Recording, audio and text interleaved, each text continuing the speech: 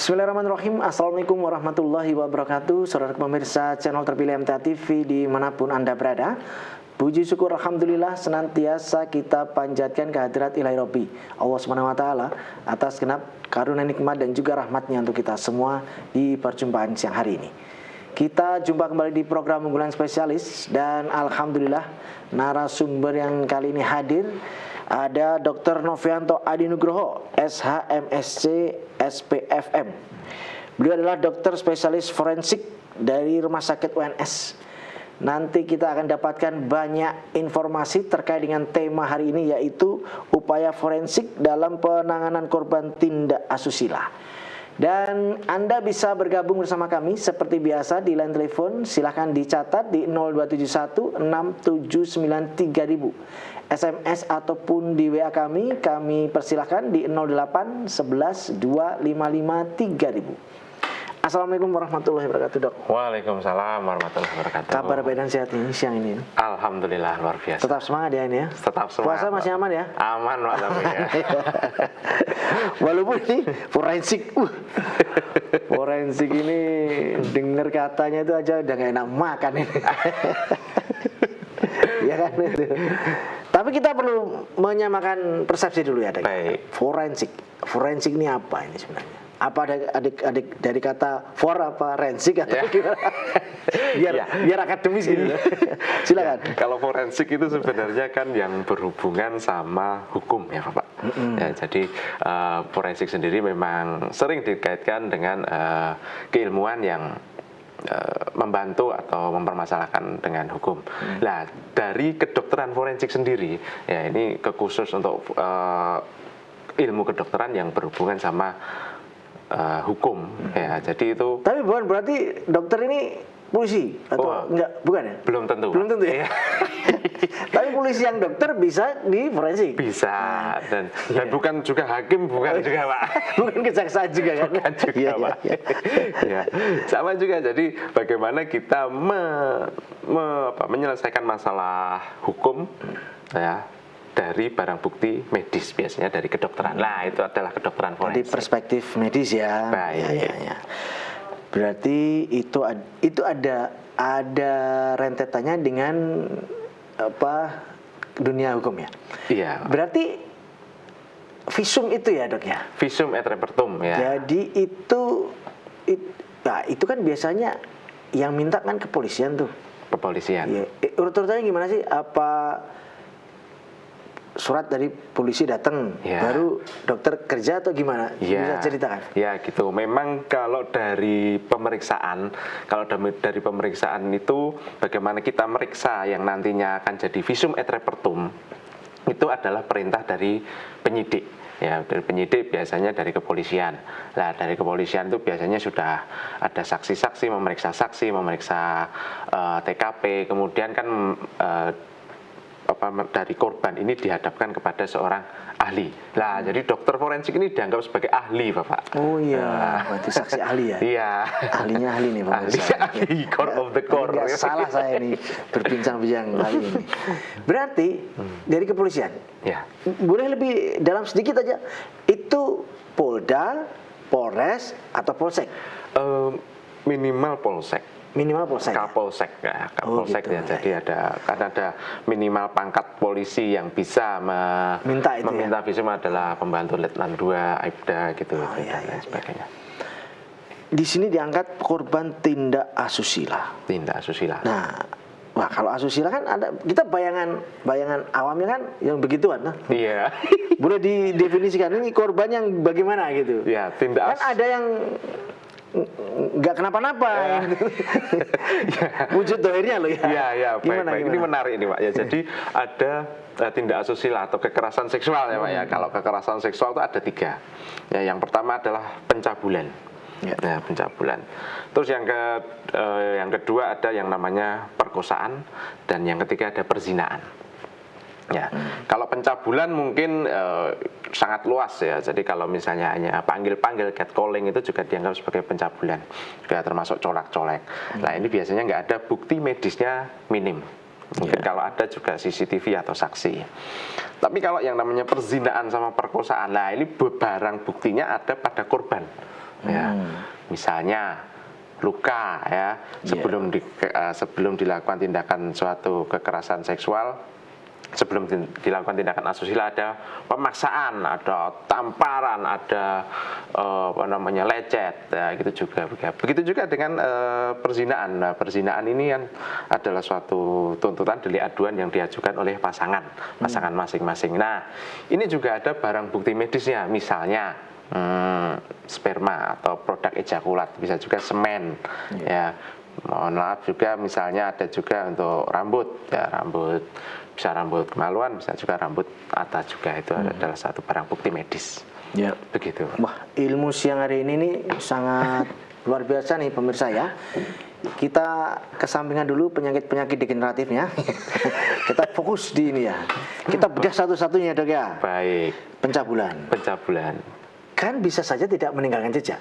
Ya, Pak. Kok ini nggak ke psikiater? Larinya kok nggak ke psikiater atau psikolog? Kok larinya ke dokter forensik? Iya. Gimana ini? Apa nggak tabrakan?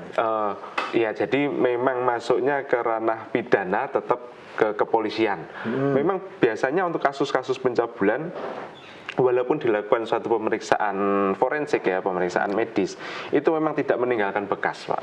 Ya. Tapi tetap nanti untuk suatu hasil dari, jadi dokter forensik itu kadang tidak bekerja sendirian. Ada dari psikolog, dari dokter kejiwaan. Berarti teamwork ya? Teamwork, Pak, tetap ya. Termasuk biasanya kalau ada kasus kekerasan seksual tapi sampai hamil ya, kita melibatkan dari sejawat Opjin, dari dokter kandungan juga. Nah, dari situ nanti dari keilmuan itu digabungkan, dirangkum, dan itu menjadi suatu laporan visum et repertum yang dinamakan dengan barang bukti medis itu gitu. tadi. Makanya itu bukan kerja tunggal ya. Bukan kerja tunggal. Mana kita pikir kalau pencabulan pasti ada keterangan intimidasi psikologis dan sebagainya. Ketahuan dari psikolog kan. Ya, baik. Nah, saya kan nggak bisa psikolog, Pak. Membaca pikiran orang ya nggak bisa. Tapi yang rilis ya, yang rilis suratnya atau? Yang rilis suratnya biasa dari kata-katanya. Baik. Jadi ahli masih butuh ahli lain ya pemirsa. Harus, Pak. Iya. Seperti di sini kan harus butuh Pak Tommy juga. Kalau disuruh ngomong sendiri mesti bingung ya. Baik. Terus yang kedua perkosaan. Nah, ini pasti ada semacam kontra dari korban. Pasti ada. Tapi kan ada nanti yang tidak ada di perzinahan. Nah, kita yang ada kontra aja dulu. Oke. Pertanyaannya, kalau analogi awam itu kan pasti korban gendernya wanita. Iya. Nah, pernah nggak nemuin gendernya laki-laki? Coba. Loh, ini ilmu loh ya. Ilmu ini. Karena sekarang kan perkembangan psikologis seksual kan berkembang luar biasa kan, simpang siur begitu. Benar. Gimana dok? Ya, saya itu pernah ngobrol sebenarnya sama penyidik, Pak ya. Jadi yang nggak boleh ngaku diperkosa itu yang pertama adalah laki-laki, Pak. Laki-laki diperkosa wanita itu nggak boleh ngaku, nggak boleh ngelapor seperti itu, Pak. Yang kedua adalah istri. Istri diperkosa suami itu nggak boleh juga. Kalau misalnya terjadi seperti itu, malah istri diperkosa suami, mungkin masuknya nanti KDRT. Tapi kalau si cowok diperkosa cewek, ya itu mungkin nantinya jatuhnya penganiayaan. Ya, mungkin pasalnya kelarinya ke situ ya. Iya, bukan lagi pemerkosaan. Gugur ini. Makanya saya tanyakan, ini gimana tiba-tiba laki-laki, tapi faktanya gitu. Ya benar, Pak. Siapa yang bela dia? Kan gitu. Kasihan ya, padahal memang benar dia diperkosa. Masa laki-laki nggak bisa jadi korban kan gitu? Karena kan simpang siurnya perkembangan saat ini kan, psikologi orang, manusia, tatanan kehidupan dan lain sebagainya gitu lah. Oh ya, pasalnya berarti tersendiri nih pemirsa ya. Jadi terang saja, ada pasal yang masih bisa digunakan. Masih. Nah, sekarang perzinahan ini, kan pihak 1 sama 2 dia pasti akan menghindari diketahui orang lain kan? Iya. Berarti pelapornya pihak ketiga dong? Pihak ketiga. Misalkan A sama B. Sedangkan A ini adalah pasangan C. Ya. Berarti C boleh dong kasih. Yang melaporkan adalah yang C. C itu kan? Yang nggak terima ya, Pak. Ya. A sama B pasti dia akan keep kan, nggak mungkin expose ya. Itu gimana runtutannya? Oke, jadi misalnya yang C itu tadi cewek ya, Pak ya. Yang A itu cowok ya. Iya, betul. Ya. Yang cewek itu tadi, yang istri sah tadi ngelaporin ini, wah ini terjadi perzinahan. Wah akhirnya kegerebek lah ya, digerebek warga lah. Dari penggerebekan itu barang bukti medisnya adalah si cewek sama si cowok tadi. Ya. A sama B ya. A sama B. Nah ini dibawa ke forensik. Ya terus lah. Yang bisa diperiksa apa? Misalnya bukti persetubuhan. Bukti persetubuhan itu, jadi definisi persetubuhan sendiri adalah masuknya alat kelamin pria ke dalam alat kelamin wanita. Bukti persetubuhannya biasanya adalah produk ejakulat. Ya, produk ejakulat itu bisa semen, bisa sperma. Nah dari situ kan kita kita cari spermanya di alat kelamin wanitanya ada nggak? Ketemu. Wah itu adalah suatu barang bukti medis yang membuktikan adalah terjadi perselingkuhan. Nah bisa lebih dikuatkan lagi dengan adanya tes DNA. Tes DNA dari sperma tadi dapat kan? Itu lebih detail lagi ya? Iya, dicocokkan sama ini bener nggak nih spermanya si A? Nah itu nanti bisa buat tuntutan. Kalau momentumnya belum berpihak nih dok ya, alat bukti dohirnya belum dapat nih ceritanya. Waktu digerebek, kecepetan tuh timingnya. Kan nggak dapat tuh alat bukti semen maupun sperma. Produk ejakulasi itu. Gimana? DNA itu masih nyandak nggak? Kalau udah pernah beberapa kali sebelumnya, sebelum hari itu, hari H. Kalau misalnya tidak terjadi seperti itu, mungkin kita kan nggak kedapatan waktu digerebek tuh. Kita nggak bisa mendapatkan barang bukti medis, Pak. Tapi barang bukti yang lainnya bisa. Gitu ya. Misalnya saksi. Berarti alat bukti bukan mayor ya? Bukan mayor. Misalnya saksi atau mungkin CCTV kalau ada. Tapi kadang-kadang untuk barang bukti medis ada juga, saya itu pernah mendapati adanya rambut kelamin. Iya betul. Jadi ceritanya waktu, mohon maaf nih, waktu berhubungan itu rambutnya ada yang rontok, Pak. Nah dari yang rambut rontok tadi kita ambil, ada yang rontok. Ini rambutnya siapa ini? Ternyata rambutnya pasangannya. Nah bukti ini, Pak. Bukti kalau terjadi silaturahmi kelamin tadi, Pak. Wah itu. Pertanyaannya, itu yang belum terjadi ya tadi saya munculkan simulasi peristiwa itu. Nah sekarang simulasi peristiwa berikutnya adalah dia forensik bisa ngejar alat bukti hasil produk ejakulasi itu berapa jam atau berapa hari setelah peristiwa hubungan itu? Berapa bisa kenanya? Paling lama sih kalau sperma itu 24 jam, Pak. 24 jam. Tapi kalau semen kita bisa sampai 3 hari. 3 hari itu masih menempel pada karena ini apa ya, teknis banget lah istilahnya. Teknis banget ini, Pak. Teknis banget ini. Tapi kalau misalnya saya cocok di penyidik ini ya. Cocok ini. Tapi jangan jadi korban atau Tapi ada juga misalnya korban itu meninggal. Oh iya betul. Ya kan bisa juga sangat dimungkinkan. Setelah diperkosa terus dibunuh. Itu semen itu masih bisa tertinggal di dinding vagina itu dalam jangka waktu 7 hari. Ya, 7 hari itu masih ada. Karena dia sudah bukan makhluk hidup lagi ya. Iya, lebih lama di situ ya.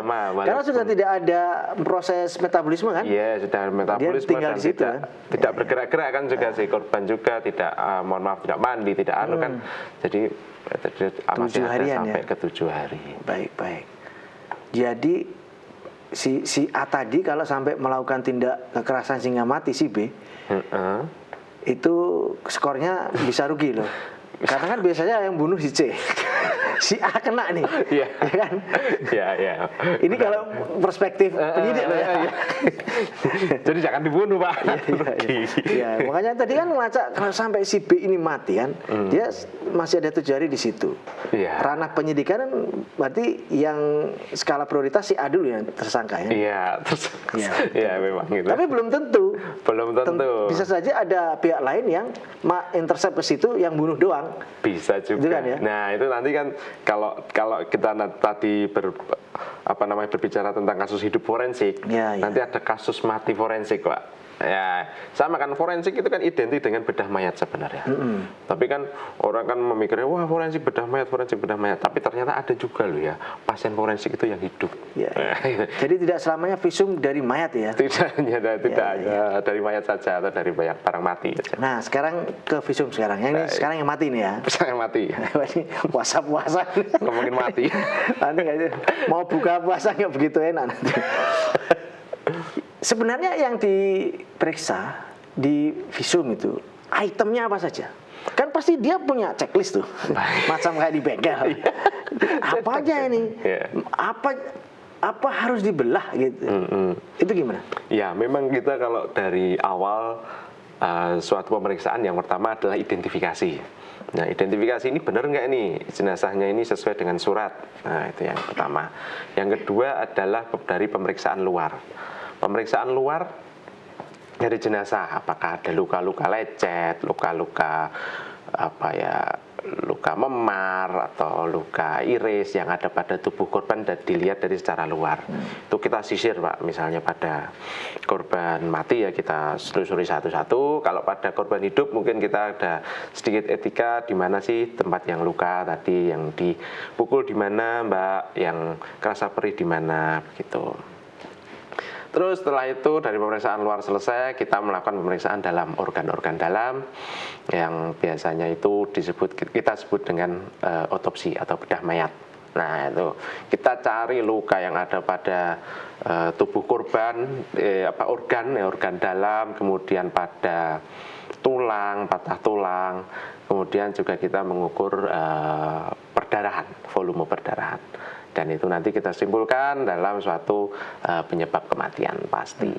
Begitu Pak. Jadi bisa tahu semua ya. Jadi catatan di situ masuk semua ya. Mulai dari fraktur, dislokasi sampai ini ada senyawa lain keracunan apa enggak ya, ketahuan di situ ya. Ketahuan di situ. Jadi itemnya saya bisa bayangkan ini mesti detail banyak sekali gitu ya. Banyak Pak, karena ada checklistnya tadi Pak biar nggak terlewat. Jadi setiap organ misalnya ini liver, terus lambung, terus itu memang benar-benar satu-satu. Iya, jadi memang kalau misalnya kita ketemu yang pertama atas mungkin ya jantung paru, kita istilahnya iris, kita timbang, kita ukur, kita lihat kelainannya.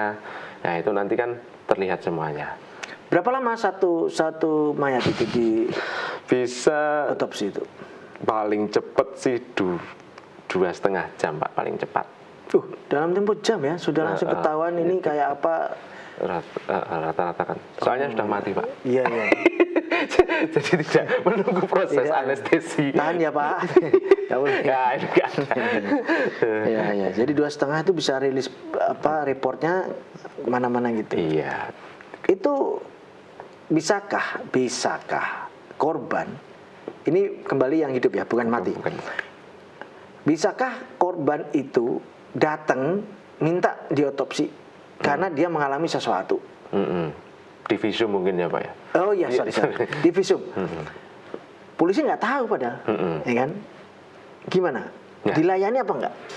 Bisa, ini sering terjadi. Apa ditanya? Lah ini buat apa toh? Ya. Kok nggak ngajak-ngajak polisi? Oke, ya ini marahannya. Ya, memang ini sering terjadi Pak. Jadi misalnya kasusnya biasanya adalah KDRT. Ya, KDRT dipukuli suaminya beberapa kali, terus akhirnya dia mungkin nggak berani lapor polisi, dia berobat dan dari berobat itu istilahnya bercerita kan sedikit curhat bahwasanya saya itu dipukuli suami saya. Nah di situ dari tenaga medis, dokter umum itu bisa, dokter umum atau dokter forensik atau dokter lainnya itu akan mencatat luka-luka tersebut. Nah, mencatat luka tersebut sembari kita edukasi korban, edukasi pasien. Mbak, nanti lapor polisi. Ya. Nanti setelah lapor polisi, polisinya akan membuat surat permintaan visum. Surat permintaan visumnya berdasarkan pemeriksaan sekarang. Jadi bisa ya belakangan polisinya ya? Bisa. Jadi tapi tetap untuk penerbitan visum et repertum harus melalui dari penyidik kepolisian. Oh, jadi pemeriksaannya udah tapi rilis suratnya belum bisa ya? Iya, belum bisa. Hanya rekam medis saja. Jadi nanti kalau si mbaknya tadi cuma datang, berobat aja, kita obati. Tetap kita obati, kita rawat lukanya, kita... Termasuk resep bisa dikasih ya? Bisa resepnya, misalnya ada luka kita medikasi juga bisa. Ya, kita bergeser yang bukan ke korban tidak asusila ya. Iya. Misalkan hasil keramaian atau demo ya? Demo atau pertikaian di pasar karena lapak misalnya. Ya. Nah, keluarga korban ingin lanjut ke ranah hukum kan pasti ke sini juga. Iya, benar. Itu gimana? Apakah harus 1 hari itu segera atau wah ini udah sepekan Pak, udah nggak nampak lagi nih, kurang meyakinkan lebamnya. Iya, pukulin. Saya mau ngomong itu nggak tegil. Gimana? Ya memang. Jadi memang sebenarnya visum ya, pemeriksaan medis, otopsi itu bisa berapa lama bisa Pak. Tapi semakin menunda pemeriksaan, menunda sebuah laporan yang didapatkan nanti juga semakin bias. Ya kayak misalnya ya kalau setelah dipukuli ya kalau bisa langsung lah melapor atau langsung kalau misalnya langsung ke medis lah, langsung ke IGD atau ke poliklinik atau puskesmas, nanti kan dilakukan di sana pencatatan luka minimal. Setelah pencatatan luka kan dari situ kan bisa visumnya belakangan kalau sudah ada nggak polisi. Dikatakan expired berapa hari sih? Ada nggak di situ? Nggak ada ya? Nggak ada. Karena kan bisa saja pada saat peristiwa terjadi berganti hari, besok hari kedua nggak kepikiran mau lanjut ke ranah hukum kan.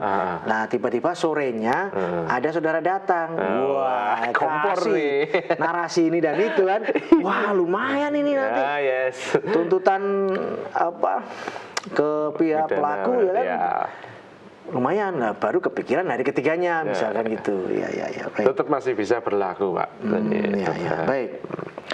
Nah pemirsa, ini sudah banyak ya gambaran yang kita dapatkan bahwa forensik itu apa, ada otopsi, ada visum, kemudian bagaimana tata laksananya sehingga bisa memenuhi kebutuhan administratif di mata hukum. Silahkan nanti Anda bisa tanyakan atau berbagi pengalaman atau pernah tahu peristiwanya, bisa saling berbagi. Silakan di 0271 679 3000, SMS ataupun di WA di 08 11 255 3000. Namun sebelum kita lanjutkan, kita akan simak beberapa informasi dalam rangkaian jeda pariwara terlebih dahulu.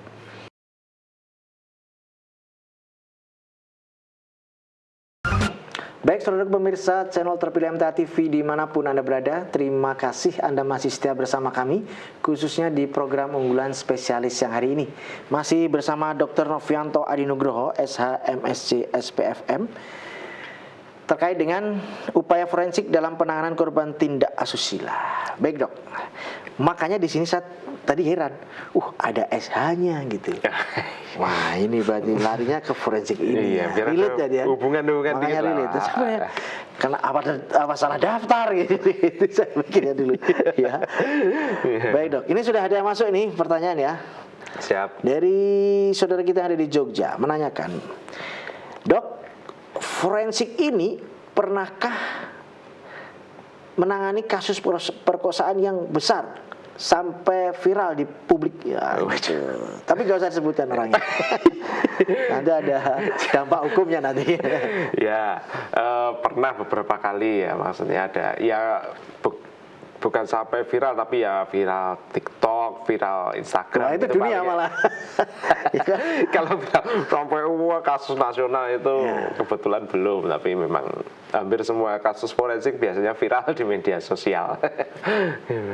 Ya. Jadi pernah ya dok ya? Pernah. Ya, baik. Berarti kan beliau sudah track recordnya mumpuni pemirsa. Ini nanyain dok ini ceritanya. Ini Ngetes ya dokternya ini nyubi apa sudah master gitu loh. Iya, tetap harus belajar terus pokoknya. Ini aja udah SHMSC SPFM loh ya. FM itu bukan radio loh ya. Berarti forensik medikologika. Medikolika. Logika. Medikolika. Baik dok, kita masuk ke pertanyaan berikutnya. Yang gali kuburan, Baik ya. Itu prosedurnya gimana? Ya. Coba ceritakan. Prosedurnya ya gali kubur itu kan bagaimana suatu yang meninggal dianggap wajar, kemudian dikuburkan. Kan ada yang sudah dikubur, Ya. udah dianggap biasalah ya wajar Ya, itu tadi wajar, ya, mati nggak ada wajar. apa-apa. Iya. Tiba-tiba beberapa waktu kemudian atau beberapa pekan atau berganti bulan gitu, pecah kasusnya. Pecah. Ada yang Yang ngaku, semula misalnya. merasa sudah ya sudahlah legowo, ini sudah kami menerima keadaan ini sebagai ujian keluarga, bla bla bla, tiba-tiba pecah. Ya. Jadi komoditas publik. Gitu. Iya. Boleh ceritain? Ya itu ya tadi memang sudah dikubur, kemudian ada yang mempermasalahkan. Ya tetap itu yang pertama adalah harus lapor dari kepolisian penyidik. Ya. Dari penyidik ini akan memeriksa dari beberapa saksi, memeriksa olah TKP, memeriksa barang bukti. Nah, kemudian akan menghubungi dokter forensik. Biasanya untuk prosedur dari ekshumasi namanya ya, gali kubur itu ekshumasi. Jadi adalah si dokter ini datang ke TKP bersama tim forensik. Yeah. Dan setelah nanti dilakukan penggalian kubur dan identifikasi makam, kemudian kita lakukan pemeriksaan disertai dengan bedah mayat dan pemeriksaan laboratorium yang kita lakukan di makam. Di situ langsung ya Pak? Di situ, di TKP. Ya TKP. Ya. Makanya ada di beberapa liputan itu kan nampak ada meja terus ditutup kain, terus ada beberapa medis di situ. Ya. Biasanya kan ada polis lainnya juga. Jadi cuman butuh waktu beberapa jam berarti dok ya? Seperti yang tadi disampaikan. Antara 2-3 jam. Ya, betul. Tapi itu gimana dok? Jaringan-jaringan itu kan ada perubahan tuh. Oh ya. Tadi sedangkan yang tadi meninggal saja semen itu tadi kan masih menyisakan sekitar 7 hari tuh. Ya. Ini kan udah ganti bulan atau beberapa pekan. Ya. Itu gimana? Ya tetap kalau misalnya jenazah itu terjadi pembusukan ya. Jadi kalau misalnya terjadi pembusukan, ya udah kita memang tidak bisa berbuat banyak untuk jaringan-jaringan yang sudah membusuk. Tapi untuk misalnya ada patah tulang, ya masih ya, atau memar yang ada pada tulang, ya memar jadi ada resapan darah yang ada pada tulang, itu masih bisa kita identifikasi. Juga misalnya pada kita juga ambil sampel tanah, jadi tanahnya itu kita ambil sampel, kita tes biasanya di toksikologi, apakah ada dugaan keracunan. Iya, diracuni apa? Mungkin kalau yang udah pernah ya ingat kasusnya istrinya Suli itu. Ya, itu kan dilakukan tes toksikologi untuk dari proses bongkar makam tersebut. Ya itu salah satu SOP sih sebenarnya. Bukan terus, wah ini berarti curiga diracun, bukan. Tapi kita memeriksa itu, nanti kalau misalnya tidak ada ya kita eksklusi, kalau ada ya kita jadikan suatu. Ya. Nah, kemudian dari forensik ini itu pascanya gimana? Terutama bagi yang hidup, ya kan? Kirain yang mati pasca Pak. Yang hidup. Yang hidup itu, apakah ada tindak lanjutan sequelnya misalkan itu diragukan misalnya atau berperkara? Hasil forensiknya diperkarakan, punya potensi nggak itu? Wah, hasil forensik diperkarakan. Wah ya, sebenarnya agak susah. Mosi tidak percaya. Karena itu tadi dianggap sebagai ahli tadi Pak.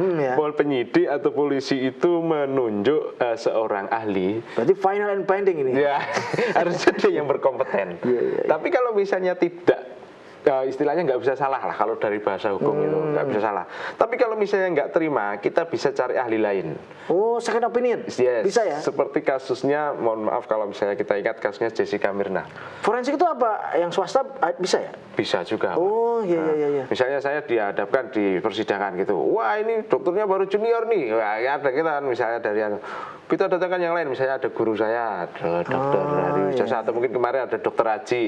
Iya, wah, ini dokter Haji ini lebih pengalaman ini. Wah, boleh pakai yang kita pakai, yang dipakai sebagai putusan hakim adalah yang dari dokter Haji dengan mempertimbangkan pengalamannya. Itu bisa. Oh iya, jadi terbuka ya. Terbuka. Apakah misalkan Dokter Novianto ini jadi dipanggil di pengadilan itu sampai juga ngalami? Iya, pernah beberapa kali. Berarti apa yang ditanyakan kan udah ada dituangkan di surat? Iya, biasanya dari kan tetap keterangan. Apa tuh gini? Yakin dok, ini gini hasilnya. Masa gitu? Ya biasanya ada. Tadi waktu periksa, jangan-jangan sedang nggak beres ini. Ada masalah rumah tangga ini. Kayaknya ini kok salah. Tetap kita konfirmasi Bapak. Ya, konfirmasi gitu Pak Tom. Ya, mungkin ini benar ya yang diperiksa ini, kemudian bisa nggak ini kalau misalnya yang membuat luka ini adalah pisau, ya, pisau barang buktinya nanti ditunjukkan. Nah, ini bisa nggak menjadikan seperti itu ya? Membunuh korban bisa nggak? Gitu. Nah, jadi konfirmasi dari pemeriksaannya, Pak. Mungkin ada juga yang dari laporan saya itu yang bahasa medis. Nah, tanya si Pak Hakim, Pak Jaksa itu tanya. Ini apa ini Pak, saudara ahli, ini apa ini? Si potong korak itu apalah ya, apa itu? Ya, baik. Ini ada lagi nih. Wah, ini dicek wawasannya kelihatannya dok ini saat ini. Ini menguasai apa enggak ini? Terkait kasus kopi, ya sianida ini. Gara-gara tadi ngomong ngopi ya. Saya singkat ya, JW. Wah, nanti biar enggak. Ya, silahkan dicari di Google JW ya. Yang pernah viral di TV dulu itu. Menurut dokter forensik ini bagaimana gambarannya? Apakah itu ada unsur manipulasi dan sebagainya atau gimana? Wah, ini dokter forensiknya kan bukan dokter Novianto ya. Novianto ini. Ya, tetap memang jadi memang kalau dari ilmu forensik membunuh dengan racun itu adalah salah satu yang tricky juga Pak. Ya, karena kan minim jejas, ya, bekasnya tidak ada, hampir tidak ada. Terus kemudian bagaimana kan awalnya baik-baik aja nih ya, dengan tak kasih minum aja, ternyata ada racunnya kan awalnya baik-baik, nggak ada percekcokan dulu kan nggak ada Pak. Lah itu, ya memang kalau dari pendapat saya memang tricky dan racun yang ada pada tubuh korban memang cepat hilang karena proses formalin. Nah itu juga salah satunya. Ya, soalnya itu termasuk kategori killing someone softly ya. Killing me softly. Kalau itu judul lagi itu. Kan bukan mie ya. Jadi makanya itu tadi kan. Jadi nggak ada percocokan atau wah silakan diminum Pak. Iya. Minum. Mati ya. Nggak ada sengketa ya, cocok nggak ada ya. Makanya softly itu di situ. Baik dok. Nah dari pihak forensik biasanya melibatkan selain kepolisian siapa saja yang jadi mitra untuk kasus misalnya? Nah biasanya dari teman-teman di laboratorium. Laboratorium kayak tadi meriksa, misalnya dari kita mau tes DNA, terus kita mau apa lagi ya? Apa tadi sperma kan semen gitu kan, kalau saya sendiri kan kurang paham ya Pak ya, maksudnya dari kalau bagaimana kita melihatnya, tapi kalau dari teman-teman lab kan sudah terampil laboran terutama. Itu juga dari apa lagi ya, banyak sebenarnya melibatkan dari sejawat lain kayak tadi dari penyakit kandungan, misalnya kekerasan seksual, saya sudah hamil berapa bulan, itu kan ada USG dulu. Misal dia belum membentuk janin jelas gitu, tapi kan sudah ada isinya. Iya. Itu termasuk ya? Kan nanti diperiksa dari USG itu. Nah, dari USG kan saya kan tidak berkompeten. Mungkin dari dokter obgyn, dokter kandungan kan lebih paham itu. Kalau pemeriksaannya yang rentan, anak-anak nih. Bisa dibayangkan itu kesulitannya kalau kita bagaimana sulitnya ya? Karena dia mental satu. Dia bisa ngomong nggak ya? Gimana? Pengalamannya gimana dok? Ya kalau dari anak itu memang sedikit kita spell waktu agak lama. Kalau dari rumah sakit UNS itu ada beberapa center itu yang kita dari pendampingan psikolog anak dan dari dokter anak juga.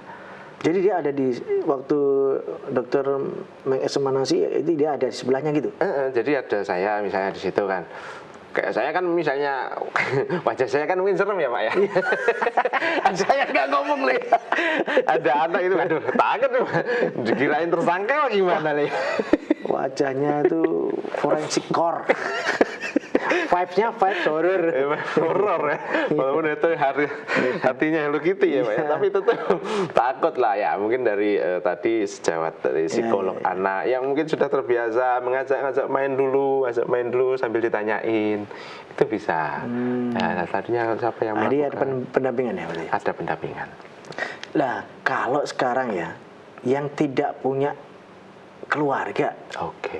kan ada tuh gelandangan atau apalah gitu, nggak siapa mau ditanyain nggak bisa, nggak punya keluarga, itu gimana? Sudah meninggal? Belum masih ada. Dia korban kekerasan kan, misalkan ada yang pembunuh yang psikopat atau pembunuh, dia kriminal yang psikopat kan dia nggak mandang orang sehat. Oke, ya. Apa namanya, di orang gila dipukuli gitu Pak? Ya, salah satunya lah. Apa orang gila memukuli? Korbannya itu nggak punya keluarga. Saya pengen tahu gimana penanganannya ini. Kalau dari biaya pemeriksaan sampai biaya visum itu dibebankan kepada penyidik biasanya. Ya memang dari penyidik. Ini kan contoh-contoh ya, ini korbannya nggak nobody ya, bukan siapa-siapa, tapi hidup ya. Oke, hidup. Nah, yang disasar ini pelaku nih. Ini dia yang ada pihak hukum ini yang disasar pelaku nih. Wah, pelakunya ini kurang ajar sekali nih ya.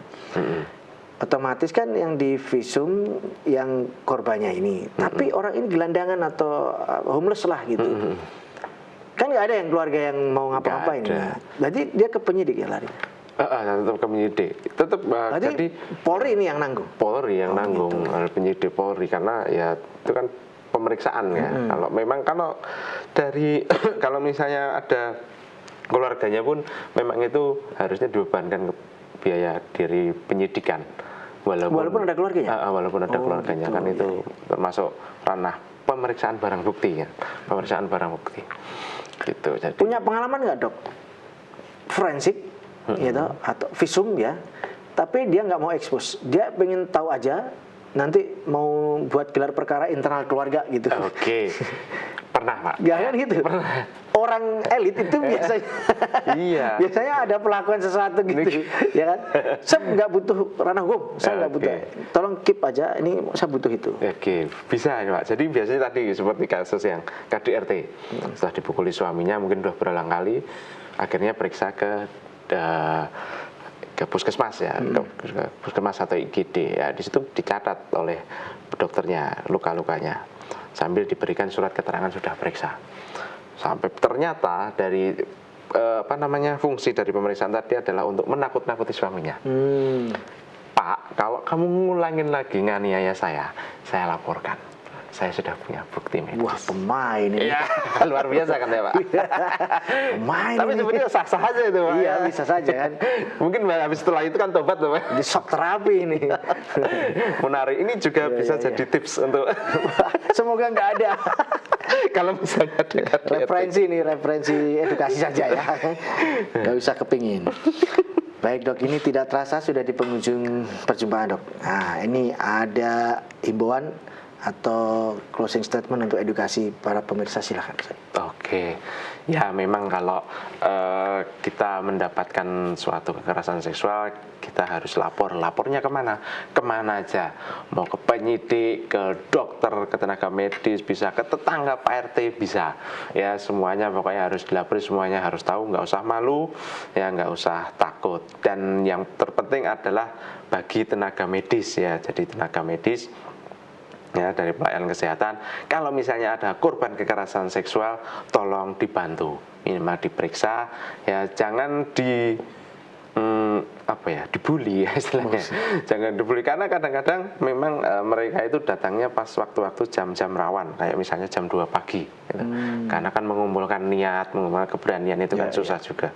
Datang jam 2 pagi dipukulinya sama suaminya sudah 3 bulan yang lalu. Wah, jangan emosi, tenang, itu beraninya ya cuma jam segitu saja. Tetap tolong dibantu, difasilitasi, dimediasi supaya nanti barang bukti medis tetap ada. Ya. gitu. Baik, terima kasih, Dok. Ya. Semoga ini sangat bermanfaat dan ini pasti bermanfaat ya. Bermanfaat. Tapi semoga tidak terjadi di Ya, diri semoga pemirsa tidak ya. bermanfaat.